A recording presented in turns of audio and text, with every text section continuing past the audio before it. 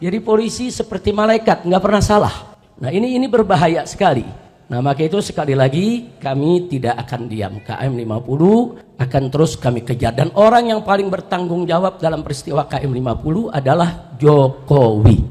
Artinya supaya apa? Supaya kalau sayanya terbunuh atau FPI-nya, laskarnya terbunuh, orang akan menganggap biasa. Ini kan orang-orang keras, ini orang ekstrim, ini memang orang berbahaya. Jadi kita kondisi semacam ini sudah jadi drama sinetron yang sering dimainkan oleh rezim Jokowi. Bahkan sampai data-data yang ada di komputer mereka kita sedot, kita ambil itu datanya. Ternyata ya di dalam laptop yang mereka bawa ada operasi D5 yang saya menjadi targetnya. Meledak.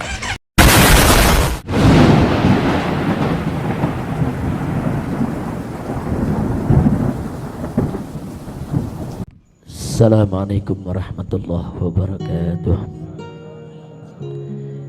Bismillah walhamdulillah wassalatu wassalamu ala rasulillah wa ala alihi wa sahbihi wa mawala. Terima kasih kepada para habaib, para alim ulama, para tokoh, para kiai yang pada kesempatan hari ini telah menghadiri haul 6 syuhada sekaligus juga haul ibunda saya tercinta Syarifah Sidah binti Alwi Muhammad bin Zain Attas yang wafat pada tanggal 2 Desember tahun 2012, dan istri saya yaitu almarhumah Syarifah Fadlun binti Fadil bin Yahya yang wafat tanggal 16 Desember tahun yang lalu. Jadi para syuhada maupun sahibul haul dari saya punya ibunda maupun istri semuanya memang wafat pada bulan Desember. Nah, karena itu pada hari ini kita lakukan haul sekaligus mudah-mudahan diterima oleh Allah Subhanahu wa taala, karena memang yang paling membahagiakan orang-orang yang sudah meninggal dunia adalah tatkala mereka disiarahi dan didoakan. Kita semua kelak akan merasakan itu. Pada saat nanti kita sudah meninggal dunia, betapa senang ruh kita. Pada saat ada yang kirimkan doa kepada kita, ada yang ziarah ke kita, memberikan salam kepada kita, terus duduk berdoa, yaitu di pusara kita, itu akan menjadi hal yang sangat menyenangkan bagi alam arwah. Mudah-mudahan insyaallah kita yang telah menyenangkan para arwah pada kesempatan hari ini, yang tadi juga kita sudah doakan untuk orang-orang tua kita, keluarga kita, guru kita yang telah mendahului kita, kelak kita semua juga akan disenangkan oleh Allah Subhanahu wa taala. Kemudian terima kasih juga kepada para penceramah tadi yang sudah menyampaikan ceramahnya, baik tentang syuhada maupun lainnya. Apakah itu tadi yang disampaikan oleh Kiai Haji Ahmad Sobri Lubis yang luar biasa mendorong kita untuk selalu menancapkan niat agar mendapatkan mati syahid dari Allah Subhanahu wa taala. Begitu juga kawan-kawan, yaitu Dr. Badruddin Subki, Dr. Fikri Bareno, kemudian juga ada Dr. Fadilah tadi yang juga sudah menyampaikan, ada Profesor Dr. Egy Sujana yang juga semua sudah menyampaikan mauidhahnya, tausiahnya yang luar biasa. Tidak juga lupa Al-Habib Hamid, begitu juga Habib Zaki yang duduk di sebelah kanan dan kiri saya, yang bukan saja memberikan motivasi kepada segenap jamaah, tapi juga sekaligus mengikrarkan kembali semangat beliau-beliau untuk tetap istiqamah berjuang mencari ridha Allah dan Rasulullah Sallallahu Alaihi Wasallam. Baik, tidak banyak yang saya mau sampaikan, tolong dicatat baik-baik bahwa KM 50 tidak boleh kita lupakan. KM 50 akan terus untuk kita usut, karena KM 50 ini merupakan satu tragedi luar biasa. Saya sudah sampaikan pada saat terjadinya KM 50, kalau sekali KM 50 dibiarkan, maka akan terulang lagi KM 50 yang lain. Nah, buktinya sekarang kita lihat berapa banyak orang-orang yang dibunuh oleh polisi Nah, tapi kemudian begitu siaran pers disiarkan, orang tersebut katanya melawan, bawa senjata, polisi terpaksa. Nah, akhirnya yang terjadi persis seperti KM50. Sudah korbannya diculik, disiksa, dibunuh, difitnah. Dan itu terus terulang sampai peristiwa terakhir di Semarang, seorang anak SMK begitu juga. Dia tidak tawuran dibilang tawuran, tidak bawa senjata dibilang bawa senjata, dipamerkan senjata dalam siaran persnya. Nah, jadi lagi-lagi terulang, lagi-lagi terulang. Jadi warga masyarakat dibunuh terus difitnah. Nah, ini nggak boleh dibiarkan. Ini kenapa bisa terjadi lagi itu tadi. Karena KM50 dibiarkan, akhirnya mereka menganggap ke depan ini bunuh orang tuh gampang kok. Gampang, habis bunuh fitnah selesai, habis bunuh salahkan selesai. Nah, sampai kapan ini akan terus terjadi dan ini akan terus terulang sampai peristiwa sebesar Kanjuruhan yang meninggal itu lebih dari 100 orang, tetap saja yang meninggal yang disalahkan. Nah, lagi-lagi mereka semua disalahkan. Jadi polisi seperti malaikat, nggak pernah salah. Nah, ini berbahaya sekali. Nah, maka itu sekali lagi kami tidak akan diam. KM50 akan terus kami kejar. Dan orang yang paling bertanggung jawab dalam peristiwa KM50 adalah Jokowi. Bukan hanya karena beliau sebagai seorang presiden. Mungkin orang mengatakan, oh mungkin tanggung jawabnya moral karena sebagai seorang presiden. Bukan. Tapi kita dapatkan indikasi-indikasi keterlibatan Jokowi langsung atau tidak langsung. Itu bisa dibaca. Dan itu akan kita beberkan kalau pengadilan HAM-nya digelar, ya kawan. Nah, jadi jelas sekali dari sebelum terjadinya peristiwa KM50 bagaimana Jokowi mengerahkan Kopsus, Komando Operasi Khusus ke Petamburan, lengkap dengan persenjataannya untuk menakut-nakuti saya dan keluarga. Itu sudah pengkondisian. Kemudian bagaimana seorang Pangdam Jaya sebelum kejadian menantang-nantang FPI di Monas dan mengancam-ngancam saya. Begitu juga bagaimana seorang Kapolri ketika itu, Idham Aziz, dengan Kapolda ketika itu luar biasa, mengancam dengan ancaman yang luar biasa sebelum terjadi peristiwa KM50. Semua itu merupakan cipta kondisi, seolah-olah saya dan FPI adalah orang yang kelompok berbahaya, sehingga kalau ke depan dibunuh ya nggak apa-apa, namanya juga orang berbahaya. Jadi dicipta kondisi dulu supaya masyarakat melihat FPI ini bahaya, Habib Rizik ini bahaya, Petamburan ini bahaya. Terus diciptakan kondisi dengan bantuan para buzzer yang luar biasa menyebar fitnahnya. Begitu opini terbentuk bahwa FPI ini berbahaya, Habib Rizik berbahaya, barulah terjadi peristiwa KM50. Artinya supaya apa? Supaya kalau sayanya terbunuh atau FPI-nya, laskarnya terbunuh, orang akan menganggap biasa. Ini kan orang-orang keras, ini orang ekstrim, ini memang orang berbahaya. Jadi kita kondisi semacam ini sudah jadi drama sinetron yang sering dimainkan oleh rezim Jokowi. Maka itu saya katakan sekali lagi, itu merupakan indikasi kalau Jokowi terlibat dalam KM50. Nah, tidak sampai di situ. Begitu terjadi KM50, Jokowi lah yang pertama kali menyatakan bahwa polisi sudah berbuat benar, masyarakat jangan melawan. Belum ada investigasi, belum ada pemeriksaan, belum ada penelitian, tiba-tiba sudah membuat pernyataan kalau laskar di KM50 itu yang salah. Nah, sementara polisi yang membantainya itu benar, sedang menjalankan tugas. Nggak layak presiden memberikan pernyataan semacam itu sebelum dilakukan pemeriksaan, kecuali kalau memang presidennya terlibat dan yang mengatur semua itu, pantas saja memberikan pernyataan seperti itu. Tidak sampai di situ, tatkala banyak masyarakat termasuk DPR meminta dibentuknya yaitu tim independen untuk investigasi KM50, justru Jokowi yang menolak. Kenapa harus menolak? Kalau tidak terlibat, nggak usah ditolak. Mestinya investigasi itu dilakukan sejak awal kali kejadian. Nah, jadi di sini sekali lagi kalau saya katakan Jokowi adalah orang yang paling bertanggung jawab, bukan hanya karena Jokowi itu sebagai presiden, tapi ada indikasi-indikasi yang menunjukkan keterlibatannya. Termasuk 3 hari sebelum kejadian KM50 di tempat ini, di markas syariat ini, tadi diceritakan oleh Dr. Fadilah. Nah, bagaimana saya berkumpul dengan sekumpulan jurnalis. Kemudian tahu-tahu ada drone yang merekam semua kegiatan kami. Begitu kita kejar itu drone, ternyata yang memainkan drone itu adalah 3 anggota BIN. Dan ini bukan fitnah, bukan, kami rekam semua. 3-tiganya punya kartu anggota BIN resmi. Yang satu juga punya kartu anggota sebagai jurnalis, yang satu sebagai mahasiswa, yang satu lagi sebagai anggota TNI. 3-tiganya punya kartu anggota BIN secara resmi. Mereka memakai mobil dengan nomor plat palsu dan semuanya kita tangkap. Mobil-mobilnya kita tangkap, kita interogasi, kita rekam. Bahkan sampai data-data yang ada di komputer mereka kita sedot, kita ambil itu datanya. Ternyata ya, di dalam laptop yang mereka bawa ada operasi D5 yang saya menjadi targetnya. 3 hari sebelum peristiwa itu. Artinya apa? Ini anggota BIN ini menunjukkan adanya keterlibatan instansi negara, badan intelijen negara.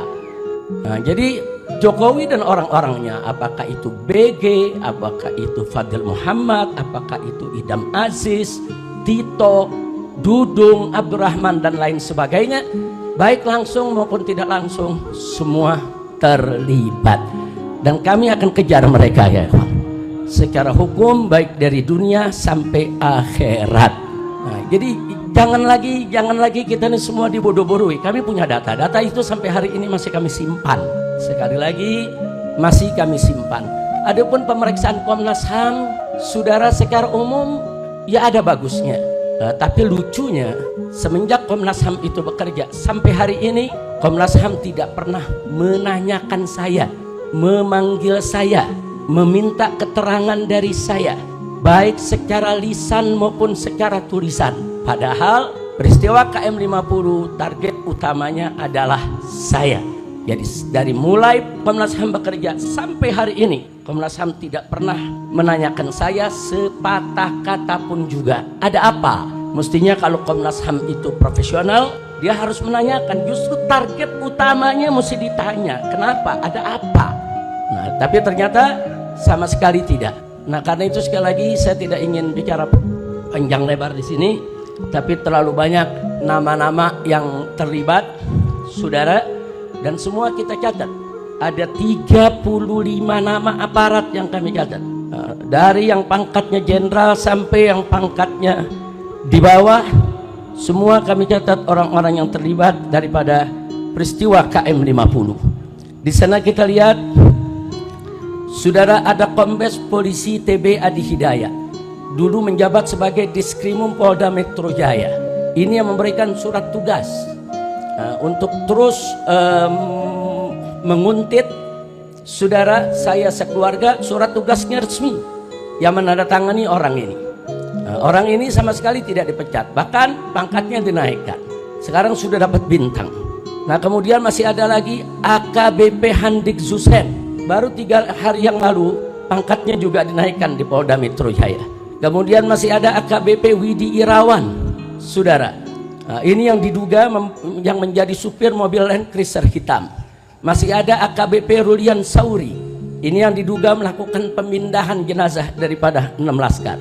Kemudian masih ada Ibda Muhammad Yusmin Ohorela, ini yang diduga sebagai algojo eksekutor daripada KM50.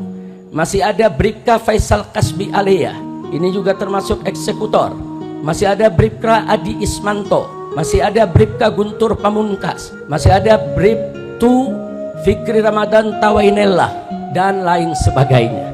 Bahkan secara sistematis para buzzer digerakkan untuk membenarkan tindakan polisi dan menyalahkan daripada para syuhada KM50. Bahkan ada buzzer yang kirim rangkaian bunga mengucapkan selamat kepada Polda Metro Jaya atas berhasilnya membunuh 6 laskar. Ini semua kita rekam dan semua kita catat. Nama-nama orangnya ada, saudara, foto-fotonya semua ada.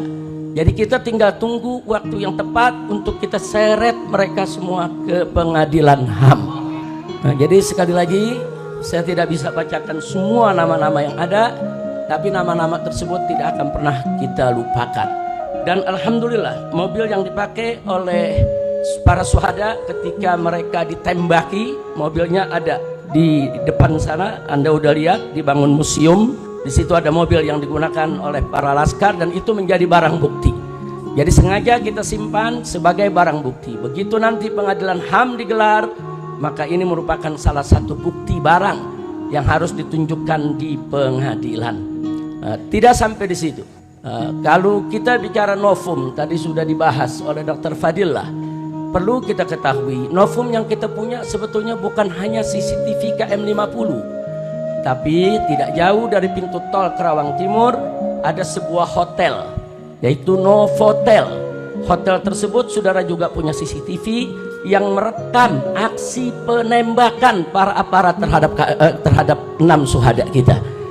Tapi hotel tersebut kemudian didatangi oleh para aparat dan CCTV-nya semua disita. Jadi CCTV milik hotel, CCTV milik KM50 semua adalah bukti kuat tentang terjadinya pembantaian. Tidak betul kalau laskar melawan, tidak betul ada peristiwa saling tembak menembak. Tapi insya Allah satu saat kita akan dapatkan semua CCTV tersebut untuk kita bisa seret semua yang ada. Dan subhanallah, Allah maha adil ya ikhwan. Allah maha adil. Ternyata tidak kurang dari 7 orang yang terlibat dalam pembantaian KM50 adalah anggota Satgasus Merah Putih Sambo. Resmi saudara masuk, termasuk yang tadi saya sebutkan namanya, yaitu Hadik Yusen. Itu juga termasuk anggota Satgasnya Sambo dan dia adalah komandan daripada para pembantai KM50. Nah, jadi sekali lagi kami sudah dapat itu nama semua, kami sudah dapat berbagai macam keterangan yang tidak kami bisa sebutkan pada saat ini, tapi kami akan ungkap pada saatnya begitu digelar pengadilan HAM untuk KM50 insya Allah. Bahkan Sambo sendiri dengan Henry Kurniawan. Henry Kurniawan ini saat itu pangkatnya Irjen polisi keturunan Cina. Dia ditugaskan oleh Sambo sebagai ketua provos yang memeriksa kasus KM50. Tapi lucunya dia sebagai ketua provos tapi ikut siaran pers bersama Kapolda Metro Jaya dan bersama Dudung ikut-ikutan memamerkan senjata-senjata barang-barang bukti palsu saudara. Mestinya provos itu memeriksa, bukan provos itu malah ikut meloloskan barang-barang bukti palsu yang ada. Tapi akhirnya yang bersangkutan ketangkep terlibat dalam kasus Sambo dan di pengadilan dia ngaku bahwa CCTV KM50 dia yang sapu bersih semuanya. Dan Sambo pun dalam pengadilan saat ditanya oleh jaksa juga mengaku ya dia terlibat untuk membersihkan CCTV yang ada di KM50. Jadi ini karamah syuhada, Allah bongkar ya kawan. Sambo dan pasukannya yang terlibat, mereka pikir saudara mereka akan bisa bersembunyi selamanya. Ternyata Allah ciptakan ada peristiwa bagaimana Sambo dan kawan-kawan membunuh yaitu salah satu daripada anggotanya dan akhirnya di pengadilan semua terbongkar. Nah, karena itu kepada Bapak Kapolri kita ingatkan sekali lagi janjinya di depan DPR MPR yang siap mengupas kembali kasus KM50 kalau ada novum baru. Novum barunya sudah ada Pak, tinggal Bapak mau proses atau tidak, itu saja. Nah, jadi jangan lagi beralasan novum baru, omong kosong. Bapak ketika itu sebagai kabak reskrim ketika kejadian, Kapolrinya adalah Bapak Idham Aziz. Bohong kalau Bapak tidak tahu CCTV 50 itu disingkirkan. Bohong kalau Kapolri itu tidak tahu kalau CCTV itu merupakan novum baru yang sampai hari ini belum pernah yaitu diajukan ke pengadilan. Jadi saya minta Pak Kapolri nggak usah main-main lah, jangan main kucing-kucingan lagi Pak, jangan. Nanti ujung-ujungnya Bapak akan terlibat langsung ataupun tidak langsung di dalam menyembunyikan kejahatan daripada anak buah Bapak sendiri. Yang terakhir saudara, saya prihatin, saya sedih karena kabinet yang dibentuk oleh Bapak Presiden Prabowo saat ini masih bau anyer darah KM50. Karena orang-orang yang tadi saya sebutkan saudara, sebagian ditarik ke kabinet yaitu Pak Prabowo. Kita bisa lihat BG dijadikan Menko Polkam, masih ada Pak Tito di sana, masih ada Dudung saudara. Nah, kok bisa orang-orang yang bermasalah ini ditarik untuk duduk di kabinet. Padahal kita berharap Pak Prabowo ini punya kabinet yang bersih, yang profesional, yang hebat, yang kuat, yang bekerja demi bangsa, rakyat. Kita dukung.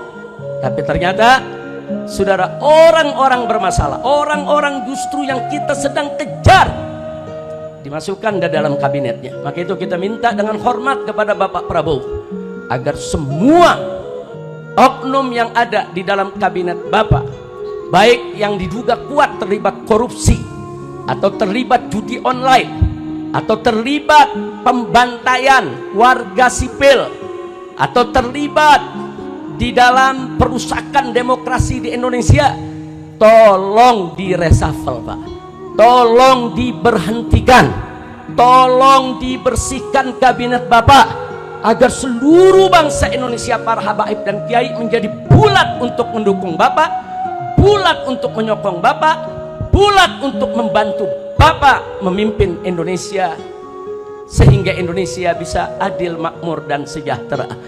Amin ya rabbal alamin. Jadi PR kita masih panjang, belum selesai karena orang-orang bermasalah di KM 50 masih punya jabatan. Kalau masih punya jabatan berarti masih dilindungi. Kalau masih dilindungi berarti tantangannya masih berat. Tapi nggak usah khawatir. Kita selama ini berjuang, khususnya para pengurus FPI dan laskar FPI, anggota FPI dimanapun berada, 1000 kali kita gagal, jatuh dalam perjuangan, 1001 kali kita akan bangun, bangkit kembali melanjutkan perjuangan. Tidak ada kata putus asa dalam perjuangan kita. Setuju berjuang? Takbir. Sallu ala nabi.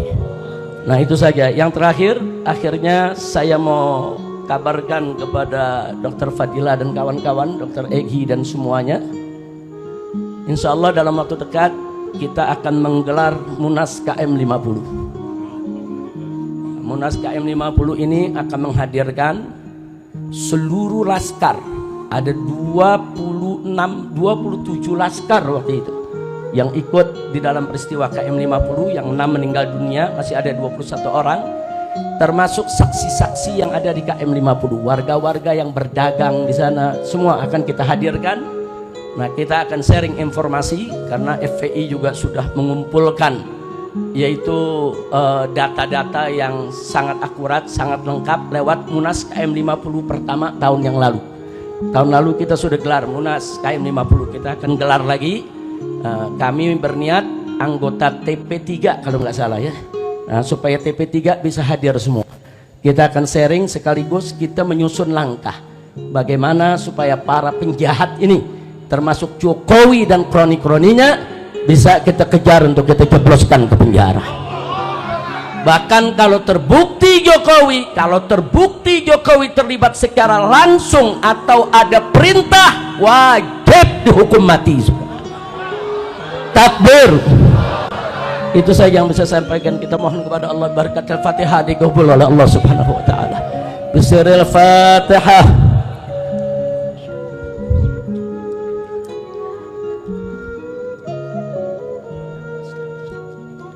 Salatul Fatihah. Ya Rahman Rahimin, Ya Rahman Rahimin, Ya Rahman Rahimin. Allahumma salli Islam al-muslimin wa aiz al-muslimin kafir al-musyrikin. Allahumma aslih man fi Islam al-muslimin wa ahlik man fi halaki Islam al-muslimin. Allahumma salli bi hadhihi man adila fi bilad al-muslimin 'amma برحمتك يا رحمن الرحيم يا رحمن الرحيم يا من فضل المسلمين ربنا آتنا في الدنيا حسنة وفي الآخرة حسنة وقنا عذاب النار ربنا تقبل منا إنك أنت السميع العليم وتب علينا إنك أنت التواب الرحيم وصلى الله على سيدنا محمد النبي صلى الله عليه وسلم والحمد لله رب العالمين.